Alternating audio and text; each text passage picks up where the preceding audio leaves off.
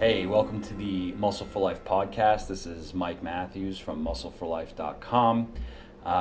And in this podcast, I want to go over a few things. I want to go over protein powder, particularly like because a question I get asked often, which is the best protein powder for building muscle.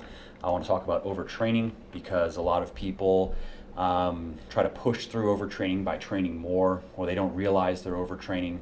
And it can cause some pretty annoying issues if you don't recognize them for what they are and handle them correctly. And then finally, I want to talk about what I'm going to do in these podcasts is I'll talk about 2 or 3 different fitness, health and fitness related things, and then one kind of just general life success kind of subject. On my website, I write a few articles a week. Well, I actually end up posting about an article a day.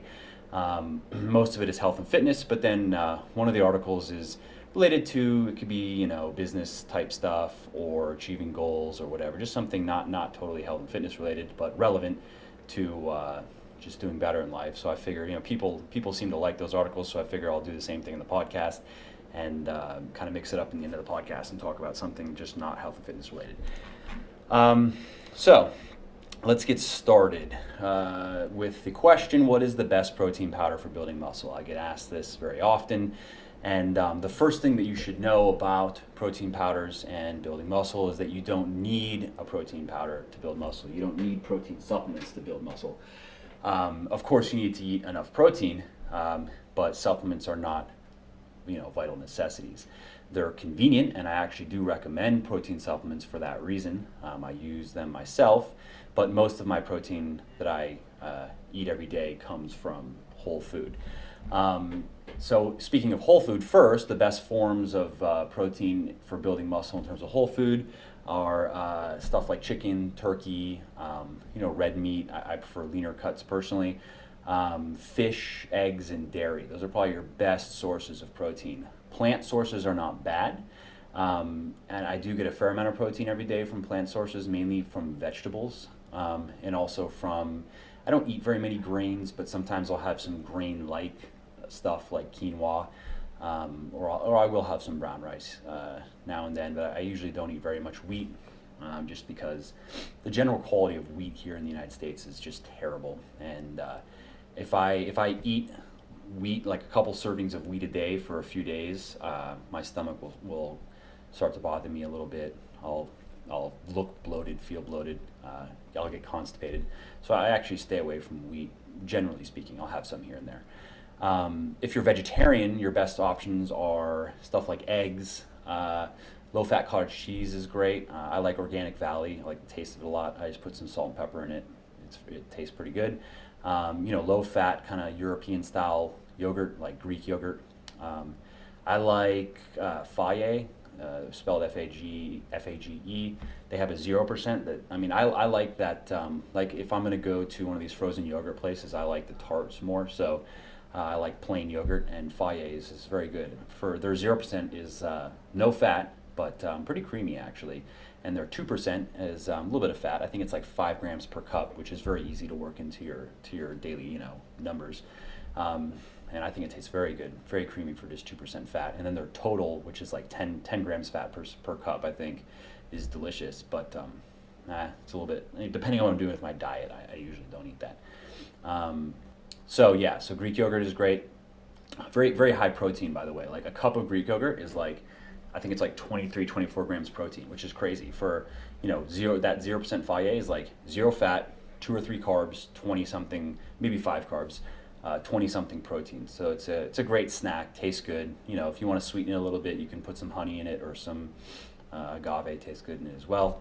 That's another good source. And then tempeh is a decent source. Tofu, there's soy. I wouldn't recommend eating a lot of soy. I would recommend limiting soy intake. The science is a little bit hazy, but there is research to indicate that regular consumption of soy for us guys can just mess with our testosterone levels, lower our T, and raise our estrogen. Quinoa, I already mentioned that, is a good vegetarian source of protein. Of course, it's very carb dense because, it is a carb, but it has, I believe, a cup of quinoa. I want to say it's somewhere around 10 to 15 grams of protein. So it's not bad. Almonds as well. They have a lot of fat, but it's healthy fat. I have a couple tablespoons of almond butter a day. It's one of the sources of fats that I really like. It tastes good, a little bit of protein as well. Rice has some protein. Beans have some protein. The thing is, with plant sources, is obviously you're not going to find a high protein, low carbohydrate, low fat option. Usually, the plant sources of protein are high carbohydrate or high fat with some protein. So it can be hard to balance your daily macros if you're a vegetarian, but you can do it by using dairy, by using eggs, and by using a protein supplement, which of course we'll get to in a second, which one I like. Although, I mean, my protein supplements I use are just whey and egg, but if I were to use a vegetarian, or it's really actually vegan protein, I'll tell you which one it'll be in a second. So one thing also to know is that there are claims out there, you've probably heard this before, that certain sources of protein, like plant sources in particular, are not complete proteins, and that you have to combine them in weird ways to form complete proteins. And this has been completely debunked years ago by research conducted by MIT. I'll actually link an article down in the description where I talk about this if you want to go look at the study. But where they showed that that's not true, that all like plant sources of protein, they're complete proteins. They have all the essential amino acids that our body needs, but they have them in different amounts. So certain vegetable sources are better than others. That is true. Because, for instance, the amino acid leucine is particularly important to us weightlifters because research has shown that it directly stimulates protein synthesis. So that's one of the reasons why whey is very popular in the bodybuilding world, is because it has a lot of leucine in it. So certain plant sources of protein would be lower in leucine, and then of course there are other very important essential amino acids as well. So where combining plant sources of protein would make sense would be just to make sure that you're getting enough of the essential amino acids, but you're going to be getting some regardless. That said, just so you know, in case you're wondering, the two, like in the world of vegan bodybuilding, vegetarian bodybuilding, the way of the vegan vegetarian world is a combination of pea protein and brown rice protein, because they complement each other nicely. Their amino acid profiles complement each other nicely. Where I believe pea is high in leucine, if I remember correctly, and it's lower in one or two others, and brown rice is lower in leucine but higher in the ones where the pea protein is deficient. So when you put them together, you actually have a pretty nice blend, and both of those proteins are absorbed fairly well by the body. And that's another issue that you have to just be aware of with proteins, is that certain proteins are absorbed better than others, meaning that when the body, you eat the protein, it breaks down amino acids. How many of those amino acids actually make it into the bloodstream and are able to be used by your body to build muscle and repair tissues and whatever? That's where plant proteins also run into some issues. Stuff like hemp. Hemp is a popular plant protein, but research has shown that it just is not absorbed well by the body at all. If I remember correctly, it's somewhere 40 to 50% or so of, like, you eat 100 grams, that'd be a lot of, let's say 50 grams of hemp protein. Your body is only able to use, I mean, it's a range, obviously. If I remember correctly, it's like 40 to 60% or something like that of what you're eating. Whereas something like beef would be in the 70s to 80s. Whey is even higher, I believe. I think whey is upwards of 90%. Egg is very high, dairy is very high. So that's also, animal-based proteins have that advantage over plant proteins as well. They're just better absorbed by the body. But don't think that means that as a vegan or as a vegetarian that you can't build muscle. You can. You just have to be.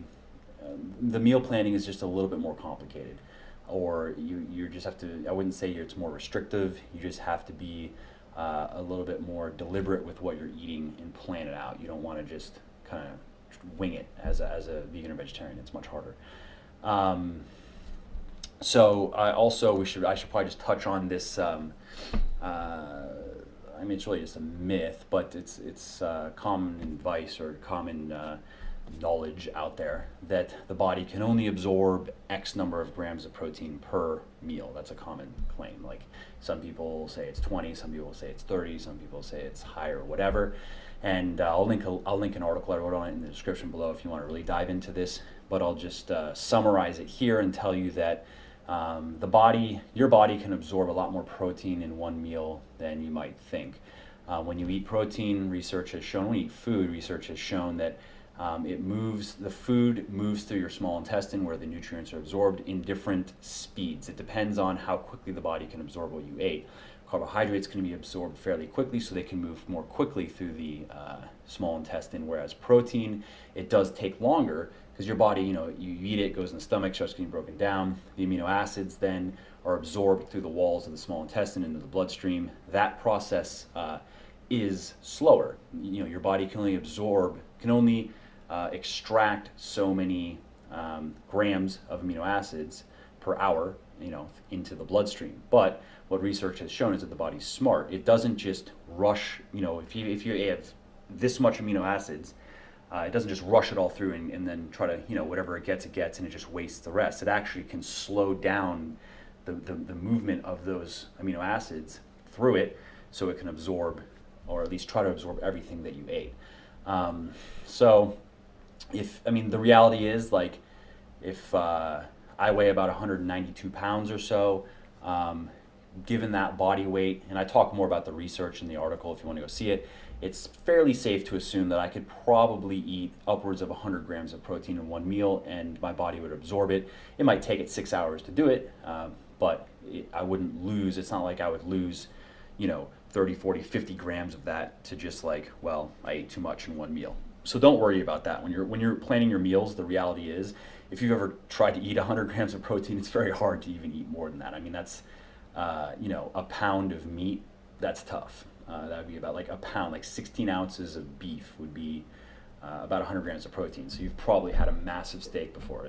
Good luck trying to even eat more than that. So the reality is, you can plan in, for me, I generally like to eat about 50 grams of protein in a meal. That's a comfortable amount for me. When I start going over 50, I have a hard time fitting in the rest of my food. So when you're going to be, whether it's a shake, if you want a double scoop of shake, or if it's food or whatever, don't worry about trying to limit your protein intake to 20 or 30 grams per meal and trying to then eat it every 2 hours. The timing doesn't matter on the protein. It is smart to have protein before and after you work out, but otherwise you can just fit it around your schedule. Eat protein when you can. The important thing is that you hit your numbers every day, however you get there.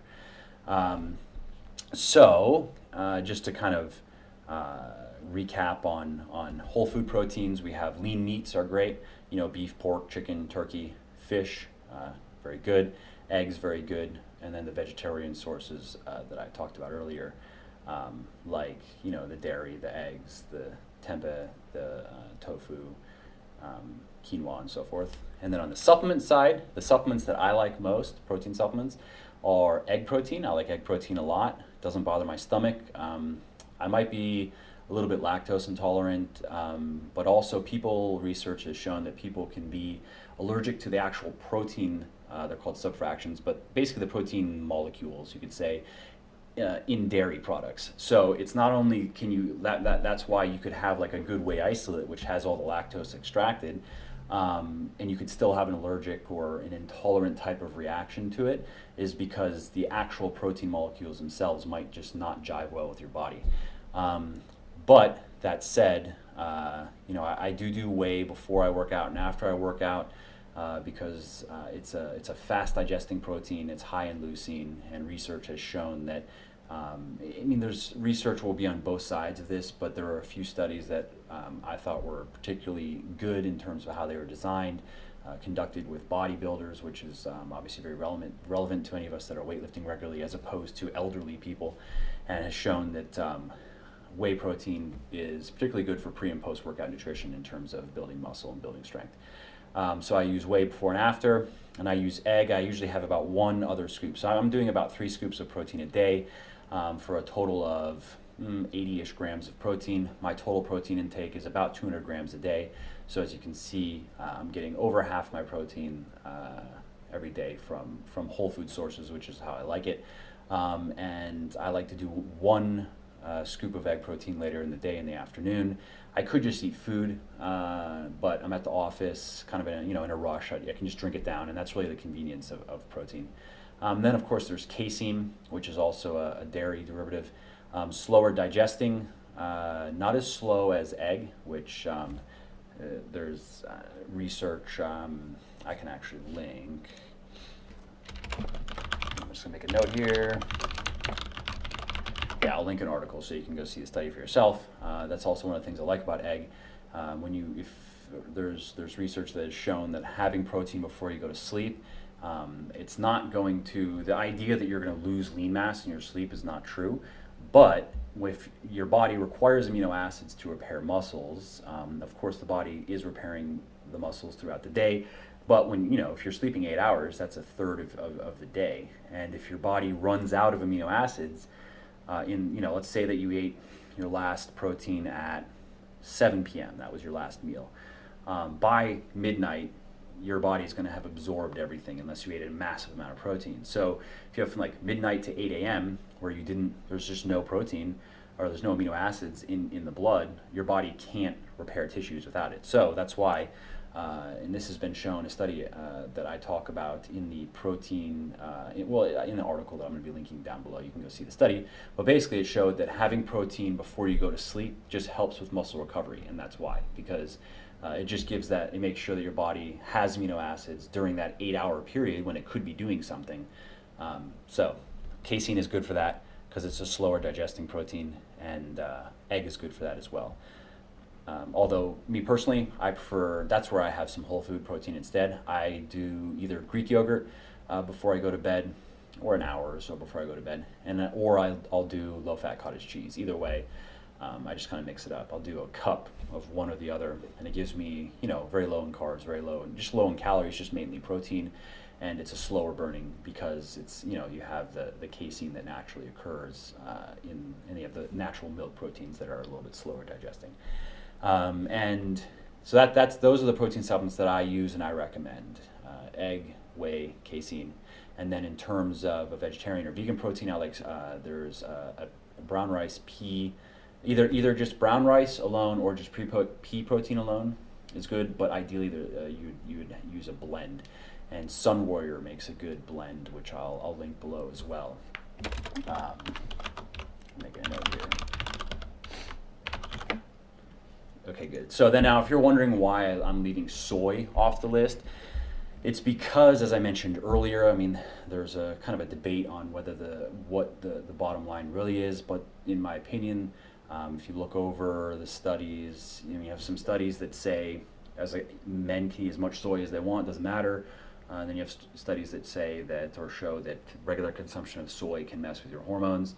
If I add in the anecdotal evidence of me personally, I've kind of always stayed away from soy, but in working with a lot of people, I've run into quite a few people that noticed a negative effect from regular soy intake. Like noticed even like a little bit of a gyno type look, and just the standard lower T, less energy, a little bit less strength in the gym, a little bit harder to lose weight. So it's not totally known. It's hard to say for sure, but to play it safe, I say stay away from soy. And there's also the genetic modification aspect too, because the vast majority, unless you're getting organic soy, but even that's organic, the organic world is under a lot of attack, as you probably know.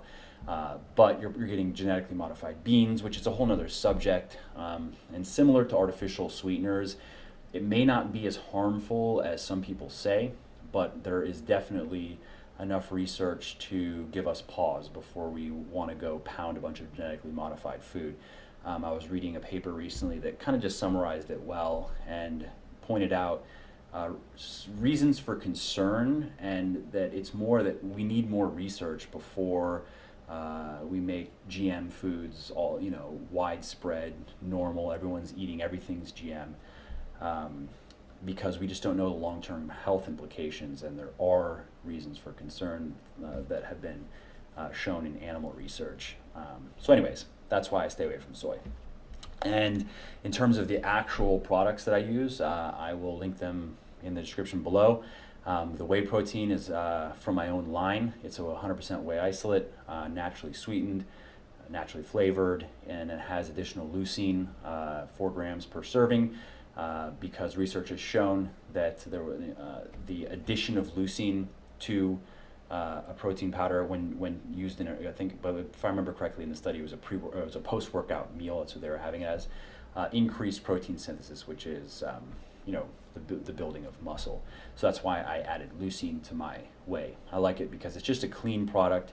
It tastes good. I put it in I make it with a smoothie that has rice milk, and it has like a frozen banana. I put in some cinnamon, and I put in some fiber, just to make sure that my fiber intake is where it should be every day, and tastes great. And I like Healthy and Fit is the brand. You may have seen them, may not. They don't do very much marketing, but they have kind of like an underground following. They've been in the business for a long time. They make good products, naturally sweetened, naturally flavored. And I like the chocolate egg protein. Doesn't taste bad. You can mix it with water, mix it with rice milk. Doesn't taste great, doesn't taste bad, but it's a clean product. I like it. And then in terms of casein, I like Optimum Nutrition's natural casein. You pay a little bit more for the natural sweetener, naturally sweetened. I believe it's just naturally sweetened. I don't know I think it has some artificial flavoring, but artificial flavoring is something that I personally am not worried about, because in looking at the science, there just is no, from the studies I've seen, there's no reason for concern. Whereas artificial sweeteners, there's a lot of research out there that would indicate that it could be harmful. Regular consumption of this could be harmful. It's been shown in some animal studies, and there is some epidemiological research out there that indicates that it could be causing negative effects in the body, or I mean, you could say even that it probably is causing some negative effects if you're having it regularly. So that's why I'm all about just avoiding artificial sweeteners altogether, and I stick to naturally sweetened stuff. Like my products, my line of supplements, which is called Legion, is sweetened with stevia, which is a natural sweetener. It actually has health benefits, which is cool. It improves insulin sensitivity, among other things that I talk about at the website, which is legionsupplements.com. So yeah, those are the products that I like. In terms of the vegan, it's I believe it's Sun Warriors Raw Vegan is what it's called, protein. Once again, I believe, if I remember correctly, it's either 100% brown rice or it's a brown rice pea blend with maybe some other stuff, but primarily brown rice and pea protein, and tastes pretty good. And it's a little bit expensive. That's the nature of good vegan products, and kind of just good products in general. But if I were to use just a vegan product, that's what I would use.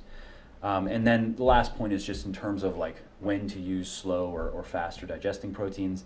I like to use a faster digesting protein in my pre and post workout meals, which is whey, for that reason, which I mentioned earlier. It just quickly elevates amino acid levels, and research has shown that this could help. I mean, there's some studies, like I said, that I think are particularly relevant to us and are well designed, that just show that there is a slight benefit to this as opposed to eating a slower digesting protein in the pre and post workout. There's also research. I mean, this is kind of just an area of ongoing research, so we'll see over the next couple of years really what comes out of it, but that otherwise a slower burning protein might be better for building muscle over the long term. Like you have your whey of your fast digesting before your workout and after your workout, and then your other protein that you eat is on the slower side. But these are minor points. Like, you don't have to freak out on your meal planning and go, well, is this a slow enough burning protein? Am I eating it? Is this a fast enough burning protein? I like to keep it simple. I do whey before and after, and otherwise I get my protein from meat, dairy, and then if I supplement, it's egg. So that's what I do. And then before you go to bed, I recommend having some protein, a slower burning protein that's just going to release amino acids over the course of the 6 to 8 hours that you're sleeping. If you're going to do a supplement, I recommend egg or casein. Egg is a slower digesting protein than casein, and if you have any sort of dairy intolerance, then I would do the egg. So that's I used to do egg, just one scoop, 30 grams of egg protein before bed or an hour or so. But I like the taste of Greek yogurt. It's super good, I think, and also low-fat cottage cheese, really good. So I changed it for that. Wasn't bothering my stomach. So, but if I noticed that if I started doing 2 cups of Greek yogurt a day or 2 cups of cottage cheese a day plus the whey, started to bother my stomach. So I just found my tolerance level for dairy, and I kind of just stay under it. So that's pretty much everything in terms of protein powders for building muscle, going over protein absorption and such. once again, I'll link some articles if you want to kind of dive into it a bit more and go look at the research. So feel free to do that. So let's move on now to the next subject, which is overtraining. I run into a lot of people, I get emails from a lot of people that are stuck in an overtraining rut and they don't realize it. And it sucks. I've been there myself. I used to train incorrectly. I used to spend a lot of time in the gym every day, 2 hours plus. I used to do a ton of sets, drop sets, supersets, giant sets. I'd follow these bodybuilder workouts. I'd watch or read articles of so-and-so professional bodybuilders workout, 30 sets and crazy volume, and I would just go and do it. And yeah, sure, I made some gains, of course, but I got stuck in a rut pretty quickly, and it would eventually just wind up overtrained. And I didn't know it though, so I'd try to push through until I just had to take 1 or 2 weeks off because I had no energy, totally fatigued, and had some of these symptoms that I'm gonna be going over. So the thing is, like, yeah, in most areas of life, the more work you put into something, the more you can get out of it. It's very true of career, of relationships, and whatever. But working out is different. More is not always better. When you're a natural weightlifter, you can only do so many reps per, I'd say, time period. You could look at it per 5 days or even per week for each major muscle group when you're working at certain intensities, meaning weights. So when you're lifting heavier weights, which obviously, I mean, if you're familiar with my work, I'm a big proponent of, you focus on heavy compound weightlifting. That is the foundation of any good weightlifting program, is heavy compound weightlifting. And when you're doing that, you can only do so much before you train before you're gonna cause too much damage to the muscles and also put too much stress on the nervous system. That's also a big part of it. Obviously, when you're working out, cortisol levels spike, the body is under stress, and it's good, but when you do too much of it, it's not good. So, like for instance, the recommended volume, if you're gonna be working at a higher intensity, like in my Bigger, Leaner, Stronger program, for instance, you're working with about 80 to 85% of your one rep max. This is for men. In my Thinner, Leaner, Stronger program for women, it's about 70 to 75% of one rep max. Heavyweight either way, particularly heavy for men. You want to be doing about 40 to 60 reps per major muscle group per 5 days or so. And because that causes enough damage to, and I mean, muscle damage is not the only driver of muscle growth, but it's the primary, progressively overloading the muscle, damaging the fibers. It push that you're pushing that to basically the upper limits of what you can do without getting overtrained. But that's quite different, 40 to 60 reps per 5 days. I mean, a lot of people just think about it, like a common workout, routine you might see in the gym is like, 5 exercises, maybe 3 sets per exercise for 10 to 12 reps. So, I mean, if you're looking at 15 sets for 10 to 12 reps, it's a minimum of 150 reps per, and then some people, that could be like chest day 1, and then they're going to come back, that might be a Monday, then they might come back and do more on a Thursday, or on a Wednesday. So a lot of people they're just overtraining their bodies. And they're also, I mean, a lot of people, if you're a natural weightlifter and you're focusing on like the 10 to 12 rep range, you are going to make gains up to a point, and then you're just going to stick, and you will never break through it. You just won't. You'll never have the type of physique that if you look at some of these people on the internet and you aspire to look like that, big, lean, strong, you'll never get there working in the 10 to 12 rep range. I talk about why in several places on my website, and also in my books as well. But it's not that higher rep training has no place in workouts, but it's for advanced weightlifters, and it's also never the focus. It's never the emphasis.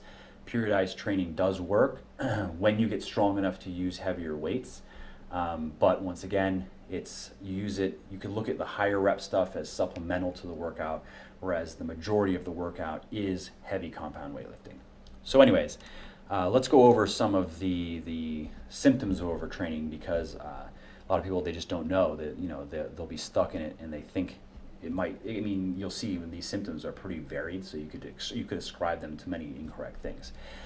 So one sign is that you can't finish your workout. That if you've ever had that before, and I remember when I had it particularly bad, I mean, I went to go train back, And I think I started just with some pull-ups, just as like a warm-up. Within 5 minutes, I was yawning. I had no energy, no strength. And that was kind of a more extreme case, but it comes on. Like your strength starts going down, your energy starts going down, your workouts start feeling really heavy, really hard. That can be a sign of overtraining. You can also feel, you can be getting, like, you look fatter. It's really like you're holding more water, which is as your cortisol levels, they can become chronically elevated as your body becomes more and more stressed. And that can just, it can throw your testosterone out of whack too, as you get more overtrained, which means then your ratio between your T and your estrogen becomes imbalanced, which can lead to more water retention, so you're looking fatter. You can your insulin sensitivity can go down, which then can make you more predisposed to storing fat from carbohydrates. Doesn't mean that you're going to, it just means your body can't deal with carbohydrates as well. So that's also, if you're looking fatter, just, despite, being in the gym, sticking to your diet, training hard, it could be related to overtraining. If you're training hard 7 days a week, you're probably, if you're not overtrained, you're going to be overtrained soon. I've yet to meet anyone that's not on drugs that can lift or do, hard sprinting, or just kind of engage in otherwise intense physical activity 7 days a week without getting overtrained. I've tried this myself, and I remember I was training with this trainer years ago, and he had me doing this crazy program, and I lasted, I think, 4 weeks until I actually just had to stop. Like, I remember waking up, I felt like I had gotten into a car wreck. I mean, that was like, my entire body was sore, I had a bit of a headache, I had no energy, and that's what happens if you push it too hard. What I like to do is I weightlift 5 days a week. Currently, I do 3 days of cardio. I'm just maintaining right now. It's holidays, so I'm trying not to get fat, basically. Trying to limit my food intake to some degree and just kind of keep my cardio in. For cardio, though, I do about 25 minutes of HIIT on the recumbent bike, which I really like. HIIT is high intensity interval training, in case you're not familiar with that acronym. And what it is where you have to do a little warm up, and then you're doing like 30 to 45 or maybe 60 seconds of all out exertion, where you're pushing your heart rate to about 90% of its max. And then you're doing, it could be 30, 45, 60 seconds of low intensity. So in my case, I'm doing the recumbent bike, so I jack the resistance up, pedal super hard, get my heart rate pumping, and then put the resistance down, and then just pedal, I don't like barely even move my legs, but I pedal at a comfortable pace for about a minute. I'm doing about 30, 45 seconds intense, and then about a minute low intensity, and you just rinse and repeat. And there's a lot of research behind this type of cardio, and that it burns more fat, it helps you preserve more muscle. It's just an all-around better way to go about it, because you also don't have to do as much of it, which is not only, I don't mind cardio, but so I don't care. I mean, I like to read while I'm doing it, so I'll bring my iPad and just read. So sure, I could sit on this bike that's a loud train. I could sit on this bike for 45 minutes and read, that's fine, but I would rather do 25, because research has also shown that, I'm gonna wait. Okay, research has shown that the more cardio you do, the more it interferes with muscle building and strength building. So if your goal is to build strength and build muscle over build your cardio endurance, you want to limit your cardio. So when I'm cutting to get really lean, in the 5 or 6% range, I'm only doing about 2 hours of cardio per week, because my goal is to preserve my muscle while I'm cutting and preserve my strength. So only high intensity interval training can give me enough of a fat burning boost in 2 hours a week. I mean, you'll hear some of these crazy contest prep routines where guys or girls are doing 2 hours of cardio per day. That's nuts. That is going to fry your system and fry your muscle. Terrible way to go about it. Like, the common horrible contest prep advice out there is, like, if you're a girl, okay, 1,200 calories a day, lifting 5 to 6 days a week, maybe even 7, 2 hours of cardio, 5, 6, 7 days a week. And these girls, they'll come into the contest. I mean, I've spoken to girls that couldn't, they ended up in the hospital before they're prepping for a bikini show or something, end up in the hospital. It's just terrible. So a much better way to do it is a mild calorie deficit, focus on heavy compound weightlifting, and do only HIIT cardio and limit it to a couple hours per week, and be patient. Don't try to lose 2-3 pounds of fat per week. Know that, like, in the beginning you might lose about 1 to 2, and then it slows down to about half pound to 1, and just plan enough time to do it right, so you come out, at the end of your cut, you've maintained your muscle and you look good, and you've also maintained your health and not ruined your metabolism. So another overtraining symptom is you're restless at night and you're having trouble sleeping. This is just a systemic disturbance of overtraining. It'll mess with your sleep. You'll have trouble falling asleep. You'll wake up a lot. It's just a common symptom. You'll just kind of feel fatigued and sluggish, just generally. You'll have low energy in the gym. You won't want to get in there and do your workouts. It's an overtraining symptom. You're going to have odd aches and pains in your joints, bones, or limbs. This is also how I even know now. This is how it starts for me, is I'll just have weird aches. I'll, on the bench press, my elbow will ache a little bit, or my knee will ache a little bit when I'm deadlifting or whatever. And it just kind of goes with, this is when overtraining is coming on. This is when I'm not fully overtrained yet. So it's something to watch for. You're getting sick more often than usual. That's another one, because when you're overtrained, your immune system is depressed, so you end up getting sick more often. You kind of will just feel drained and crappy after what would normally be a good workout. Because of how I train and how I recommend that other people train, I'm in the gym for no longer than an hour a day, and I finish my workouts feeling energized. Yes, I feel like I could do more, but I don't need to do more, because I've done with the program I'm doing right now, I've done my 10 sets. I've hit some really heavy weight, I've hit some moderately heavy weight, done a couple sets of lighter weight. I've done everything I need to do. So it's not, some people, it goes back to that point where people think that more is better, more is better. If you're not leaving your workout feeling absolutely mentally defeated, then you're not gaining. That's not true. You should feel good after the workout. You should feel energized. You should feel ready to start your day. You shouldn't want to just go fall into a coma. So if you normally feel that way, but now after your normal workouts, you're feeling kind of just run down, low energy, if you're feeling generally just shitty, then it could be overtraining. So those are the symptoms, and fortunately handling it is very simple. You just have to take time off. That's it. You have to give your body rest. A lot of people, they don't like doing taking a rest week. I don't, but it's necessary. So for me, it's about every 8 weeks or so, especially with what I'm doing right now. It's a pretty intense program. It's basically an advanced kind of periodized version of the Bigger, Leaner, Stronger program, which is awesome for building a solid foundation of muscle and strength. And then it's actually, the program I'm on is going to be it's going to be the program in my follow-up book to Bigger, Leaner, Stronger, which is going to be coming out in a month or so. So this follow-up book is really going to be targeted for advanced weightlifters, people that have already put in, I would say probably a minimum of 1.5 to 2 years, with a proper program. They've built their first 25, 30 pounds of muscle. They've hit certain strength benchmarks. That's who this program is going to be for. And there'll be a lot of stuff for everybody in it, but that's really who I'm going to be recommending that they start the program. And then the dietary side, it's going to be focusing on more the goals of an advanced weightlifter with the diet, which is getting really shredded, getting down to that 5 or 6% range without burning up all your muscle, and then also staying lean for extended periods of time while also making gains in the gym. Because that's also an annoying part of, you can get super lean, but if you don't know what you're doing with your diet, you won't be able to eat enough food to really make any gains in the gym. And yeah, you can look good and you can be happy about that, but for me personally, it's not fun for me to just go in the gym and be stuck at the same weight every week, that be lifting the same amount I was lifting 2 months ago, even though I might be, very lean, even though I might be 6-7% body fat.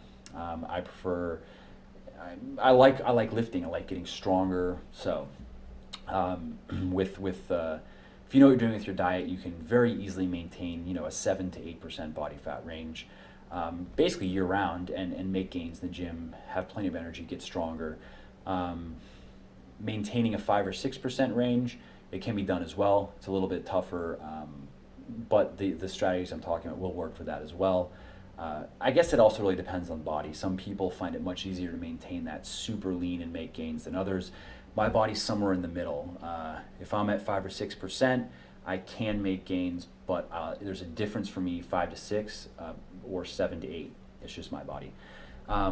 So the thing is, you handle overtraining by giving your body rest. I mean, that's the bottom line. You take off from the gym. You don't do any weightlifting. If you're going to do cardio, you make it lower intensity. I wouldn't do a bunch of high intensity cardio, which also does put stress in the system. And that's basically it. Now, if you're overtrained right now, that's what I recommend. Just lay off the weights for 7 days and you're going to feel better. I guarantee it. But then what I also recommend is that you plan in some time off every 8 to 10 weeks. You could either take time off completely, no lifting, or you can do what is called like a deload week, which is where you're just lifting basically light weights. You're doing a bunch of warm-up sets essentially. Like for my deloads, I would do, like if I'm going to deload, well, basically anything, what I'll do is I'll go in and do about 9 sets total, but I'm never working with more than 50% of what I would normally lift on that. So if I'm normally deadlifting like 405 for 5, let's say, I'm going to go in and I'm just going to do sets of 225, 3 sets. Let's say I normally, do 3 sets with the 405. I'm going to do 3 sets of 225 or maybe even 205. And I'm not going to push it to failure. I'm going to do maybe 10 to 12 reps, just kind of stimulate the muscles a little bit, get the blood flowing, and that's it. So yeah, you can either take time off completely or do a deload week and just work that in every 8 to 10 weeks. And you can, depending on what you're doing, if you're dieting, you can just kind of keep your calories the same, or if you're bulking and you would like to just cut back a little bit, which I understand, you kind of get sick of eating all that food, you can just go down to maintenance for that week. And if you do that, you'll never get overtrained, basically. You'll just never have to deal with it.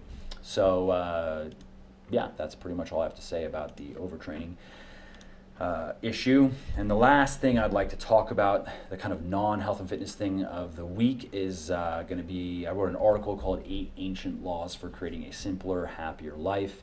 A lot of people like this article. It's gotten a lot of views, shared around, etc. So I thought I would just talk about it here in the podcast.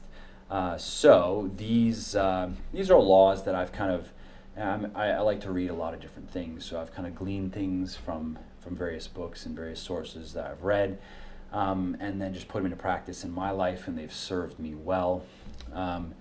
So here are some just very simple, I think, general rules of thumb, rules for living that just makes life simpler and more enjoyable.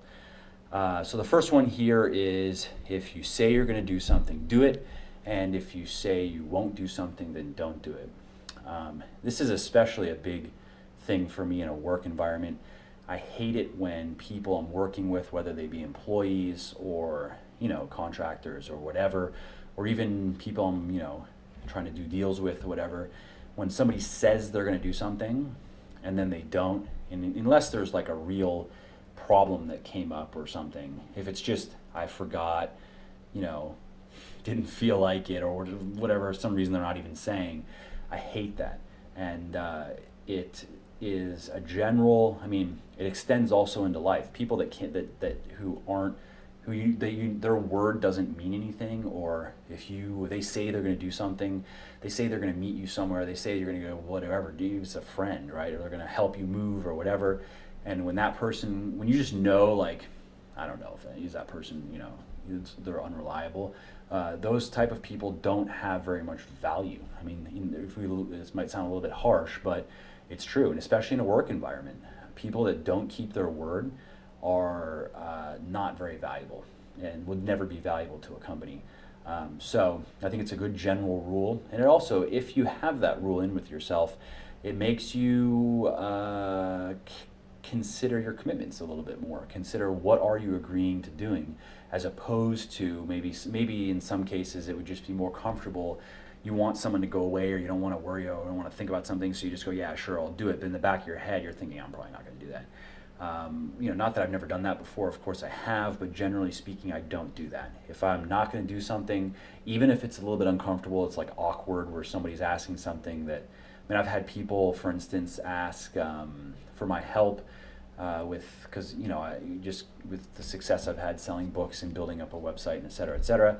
I've had people come to me and ask for help with their projects, and ironically, these people, before I was doing what I'm doing now, I've asked for their help with different things, and they, whatever, they didn't have any time for me.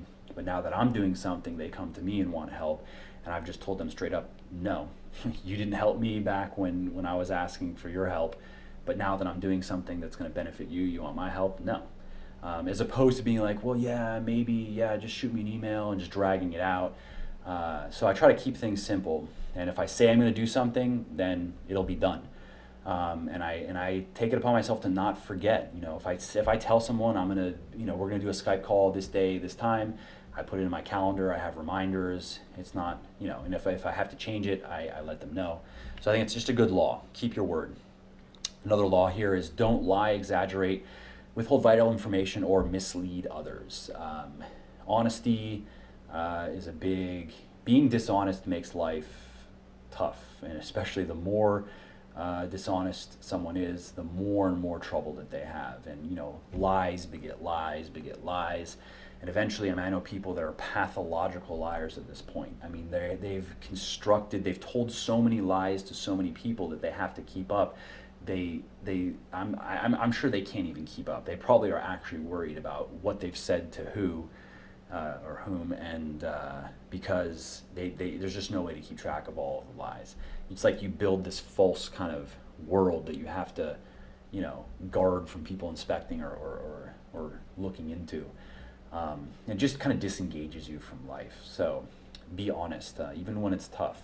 Once again, of course, I've lied, but as a general rule of thumb, I try not to lie about, really about anything.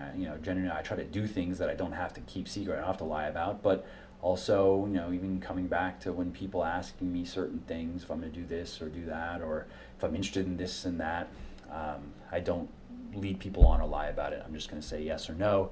And if that means I have to deal with consequences, then fine. It's better than dealing with the more insidious consequences of telling a bunch of lies. Because that gets around. These people that I know that are pathological liar types, everybody I know that knows them knows that person's full of shit, but that person doesn't know that everybody knows. So, I feel kind of bad for these people. Like, they go around telling these stories. I know this one guy, he's known for this. All he does is tell stories about himself. He's totally full of shit, doing nothing, makes up all these stories. There's a group text, I'm not in on it because it's not really my thing, but I know people, there's a group text where all they do is share stories about this guy and all this shit he makes up, and they egg him on and tell him to get all their, he then makes up more ridiculous details, and they all text on it and they think it's hilarious. Once again, that's not really my thing, but that guy, he doesn't know. He thinks all these people think he's awesome, so that's pretty shitty. But once again, goes back to that guy. If he weren't lying about everything, this wouldn't be happening. Being honest is just a big part of having a kind of a simpler, happier life. Another one here is being on time. Always, which is kind of a silly thing, maybe kind of a subset of that first law of keep your word, but I think it's an important thing. It's like a basic courtesy. If you tell people you're going to be somewhere at a certain time, be there. If you say you're going to be available at a certain time, be available. If you're going to be meeting you, do a Skype call, that kind of stuff, just be on time. And especially in the work world and dealing with people that you want something from, be early. It creates a good impression. So here's another law is outwork everyone you know until you've made it, and then you can loaf if you want. This is a big one that I am a big believer in this. If you feel that you haven't accomplished your goals, whether it be in your career or maybe it's like a financial thing or, I guess that's probably like the main focus of work, but this also applies to any kind of area of life where you want to achieve something. At least my viewpoint on it is that you work as hard as you can to get there. Really evaluate what your other option, like what else are you going to be spending your time on? It could be, and a lot of people, they spend a lot of time just doing nothing, just surfing the internet, watching TV, even hanging out with friends or whatever. not that these things are inherently bad, but for me personally, I'm a fairly driven person. So I feel like I don't need very much leisure time because I have a lot of stuff that I want to get done, basically. And my kind of, this is like kind of a rule that's just cast in titanium for me, is I am going to, I work long hours, maybe 70 hours a week, maybe even more. I don't know, I have to count it up. I make some time for my family. On Saturdays we do some stuff, a little bit of time at night. And I take a little bit of time, if I'm watching a TV show, maybe I'll watch an episode here and there. But I just do not spend a lot of time goofing off because right now, my focus is I want to be able to provide for my family. I want to, there's a certain type of lifestyle that we like to have. And I of course enjoy my work, but that's what I focus on right now is I want to build up my work. And that's where I put the majority of my time. And every single person, I know personally, I don't even know, probably at least 30 self-made millionaires through my work, and also my dad is a successful businessman through people he knows and whatever. And one for one, that was like, there are other common denominators with these people, but one for one, they worked insanely hard. And hard work doesn't mean it's necessarily grueling. It just means time. They just put in a lot of time. They were doing the 70, 80 plus hour weeks, in some cases for years. My dad's neighbor he's a guy, his name's Phil. He sold a software company for $200 million or something. No, computer hardware. And then he goes out and, he sells the company, $200 million. I think he had one partner. So I don't know how much he got of that, but, at least half of it. And so he builds a $15 million house, and he goes and he flies around the world, gets a jet, does all this stuff, and has fun for a couple years, gets bored of that. And then, I find him, this is when I was living at my parents' house years ago, he was like out, I would talk to him, he's a cool guy. He'd be out like gardening in the middle of the day. And I'm like, what are you doing? Why are you, like, you're out here gardening? And he has, a team of landscapers. Like, you just like gardening or what? And he was like, not really. But he was just bored. He didn't even know what to do anymore. And he said that ironically, when he was building his business, working 12, 14-hour days, sometimes, he'd do these 24-hour stints. He was a very, very busy dude. He said, ironically, he was more happy at that time than he is now, or than he was then. Not that he was depressed, but he was, I would say, solidly just in boredom. In general, he was just in boredom. Like, the toys didn't do anything for him anymore. He'd already gone through a couple Ferraris and Bentley and the plane. He got a helicopter and a flight. He just didn't care anymore, and he was bored. And he said that, it's just funny to him looking at it that now that he's made it or whatever, he's just kind of bored. Whereas when he was building his business and a lot of stress and a lot of things that could go wrong, he was happier in general. And eventually what he did is he just got back into business, of course, and busied himself in that way. So he's doing fine now, and he's happy and has his business stuff. So yeah, work hard. That's just a simple, I think, law of happiness, hard work. Here, another law here is kind of do the right thing even when it costs you something. And I think that we don't need to really go and dive into philosophy to know what's right and wrong. I think we all come with a pretty good moral compass, and you can even go back to that golden rule of don't do unto others what you wouldn't want done to you, or do unto others what you would want done to you. I think is a very simple way to know if you should do something or not. And also, I think call it karma or whatever, but doing the right thing, it ripples out and it comes back in many different ways. So once again, I'm not holding myself up as a paradigm of all these things, but I do try to keep this in, and I try to do what's right and not just look at my own what I have to gain, but also consider who else is involved, and try to act selflessly as much as possible in whatever kind of situations. The next law here is always make time for personal growth. I think this is a big important one. This is, with today's kind of culture, I think it makes it very easy for us to just shut off mentally. We can spend so much time with reality TV shows, video games, or even books, not like fiction type books, which I like reading fiction. I actually have an interest in writing fiction, but it kind of just goes along with it can be just mindless entertainment. And to the point where if you took all this stuff away, I mean, a lot of people they would be like they wouldn't even know what to do with their time anymore, because when you have like you watch 6 TV shows and play these video games and you're reading these whatever books, and it can add up to a lot of time, and without any time being made for personal growth. Now, what I mean by personal growth is it could be really anything that involves learning. Anything that you would like to learn, anything you like to get better at, you like to do. It could be learning another language. I'm learning German. My wife is German, so I've been doing Pimsleur courses, which are cool. I'm on the last one, German 4, and learning to sprechen Deutsch. But so it could be that. It could be playing an instrument. Even if there's self-help books that you want to read, or it doesn't be necessarily self-help, but I like to read a lot of different business books that help me just it gives me ideas for my businesses and what I'm doing. I like marketing a lot, so I've read a lot of marketing stuff. I haven't read something recently, but there was a time when all I was doing was just pouring just one marketing book after another, learning a lot. And that's something that I think is an important thing.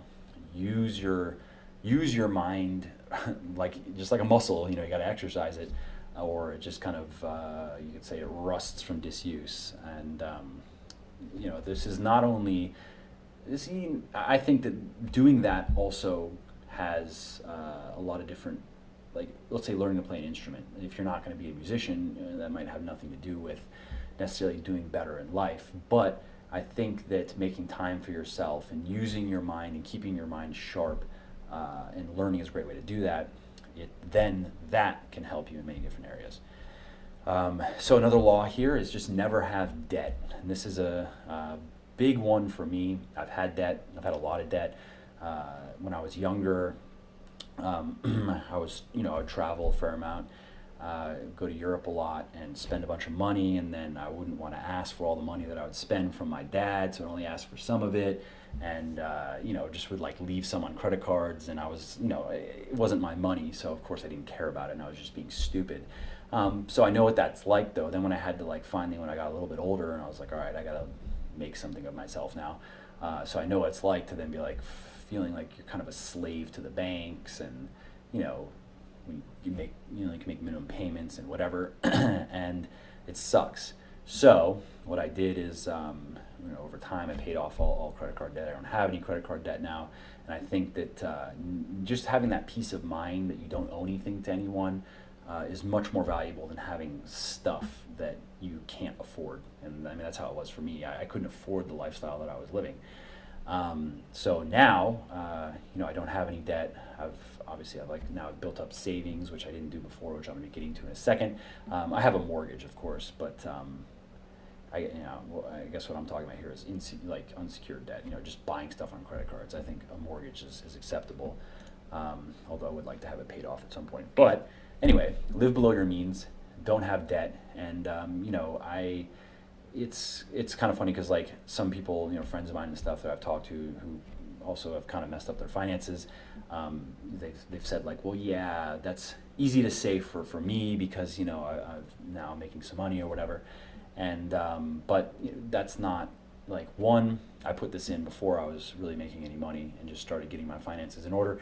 And then also, as you start making money, it becomes actually much easier to kind of bury yourself in debt, because now you can have a lot of credit card room. Banks want to, they want you to take out another mortgage on your home.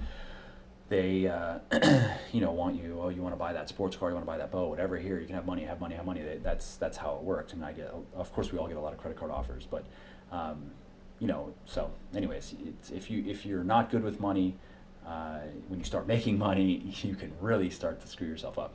So how I kind of deal with it now is I pay for things in cash, not literally in cash. I use I put everything on American Express, actually, because I use they have a good rewards program, and I destroy them basically with so many points and stuff between businesses and whatever. But I have the money. I don't just buy things and hope that I can, or you even plan like, oh well, I'll just pay this off for the next 6 months. No, like although these Amex, even the Amex charge cards, like the gold card, even the platinum card or whatever, you can have a revolving balance on it. It comes as a charge card, but then they'll offer you a revolving balance, but the APR is insane. It's like 25% or something. So, but I treat it like a charge card.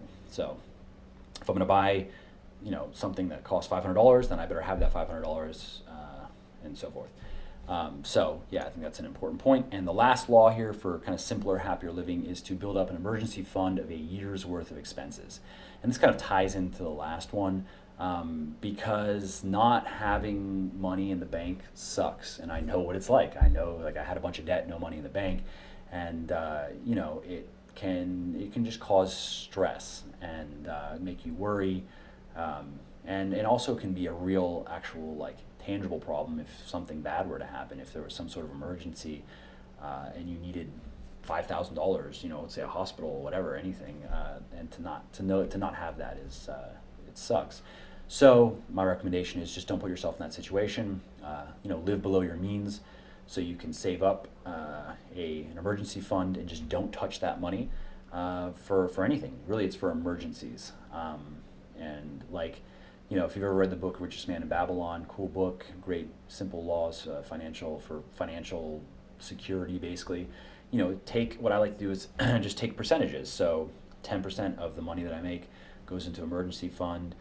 Wife and I would like to build a house, and at least start at the end of this year. It's a process, whatever. So I put a percentage of my income toward the house. I put a percentage of my income toward, just like disposable income, whatever. I let her spend however much per month.